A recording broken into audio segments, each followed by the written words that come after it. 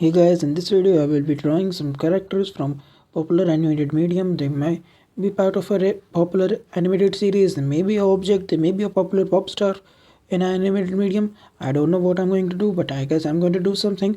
So why not I do something? Very well, then I'm going to do something now.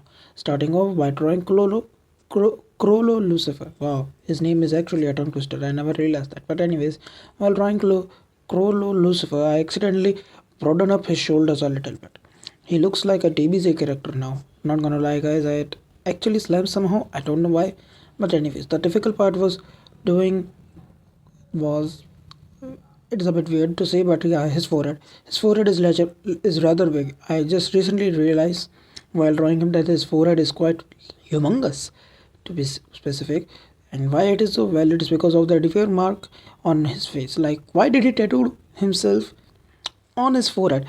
Anyways, I also gave him some extra amount of fur in his shoulder coat. But anyway, this is how it look out to be. I wish I could have made shading a bit better so that it could be a more distinguished than the rest of the body. But anyways, this is the final product. Next up, I decided to draw Ado. I told you there are going to be characters outside of animated medium and they may or may not be some animated pop star themselves.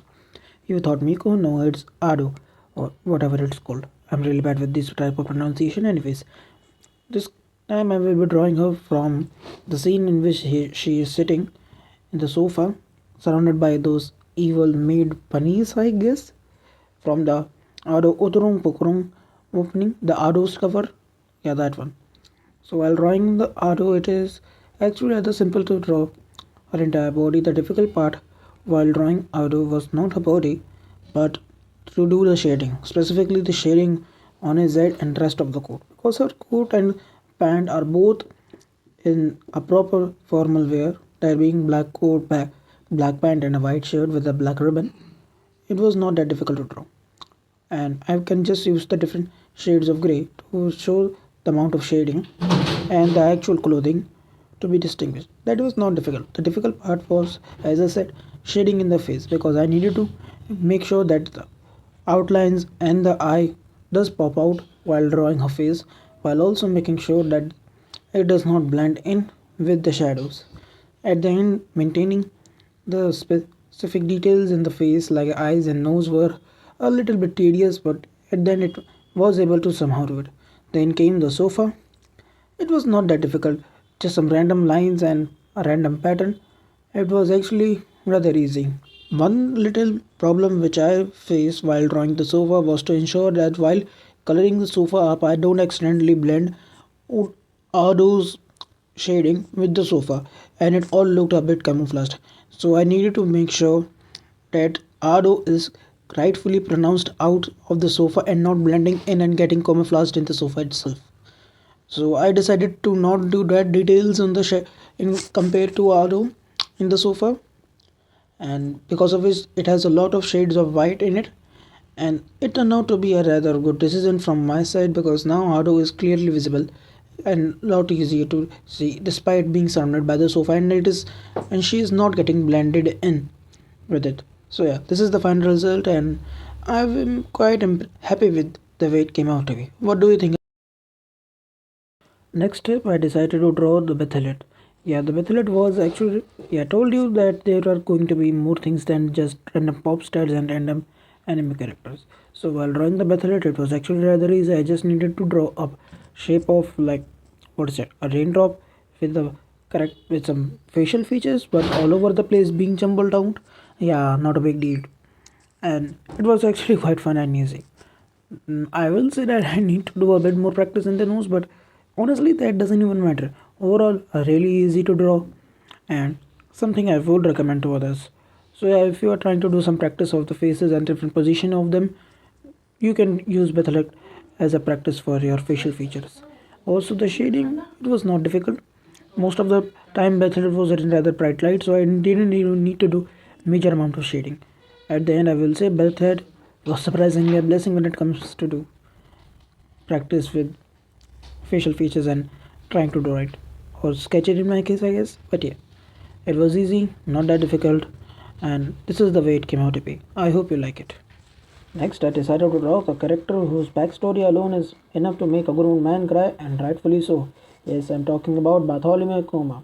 So, the fun fact, the name Bartholomew is derived from one of the first followers of the Jesus Christ himself. Maybe that is why he is always carrying that Bible book with him, but there is no Jesus in One Piece world. Oh yeah, there is Sun God Nico. Makes sense, I guess. Anyway, while drawing the Kuma, I decided to draw that one scene in which we can see different stages of Kuma's life, running towards the light source, running towards Nika, and running towards morning. Oh, that was rather painful to see. Anyways, I first started with the baby Kuma. He was rather simple to draw because he is wearing some rags and he is running away from the celestial dragons. The difficult part was to draw Chain in a way that it looked realistic and distinguished from the rest of the body, and I guess I was successful in that. Then come the priest Kuma, the one in which he is a priest, and to cover entirety of his priest uniform was a bit difficult. Thankfully, I did have a marker, so it was not that big of a deal. I did the later details with my black pen. Then came the Kuma, in which he is a member of Revolutionary Army, and this is the time when he lost Ginny, so that is why he is running down and facing the earth right now, facing the ground right now to be specific. Again, not that difficult. The complicated part was to draw the cape which he is wearing because it is also black in color and it is mixing up with the priest uniform from the backside and the leg proportion. I would say that I could have done a bit better when it comes to his legs, but yeah. Then came the adult Kuma, in which he is one of the warlords of the sea, the version with the most complex clothing when compared to rest of his version. And still he is rather simple to draw. After all, he is a rather simple man as well. Damn, it all makes sense after all that. Anyway, in this version, he is looking towards the sky once again because he found his long lost hope after losing Genie in the form of founding Bonnie. So yeah, this is the version which we all remember and saw for the first time. So while drawing him, I accidentally shrink his chest a little bit. I'm sorry for that, and I forgot the line of small paws all over the bottom of his jacket. So yikes. The target sign was difficult to draw, and the cheetah pants were a rather spicy add-on, which I really appreciate from Oda.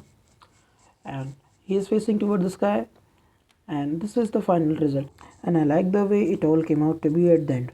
I hope you like the way it is as well. Also, if you are watching this till now, so then thanks for staying so long, I guess, and see you next time.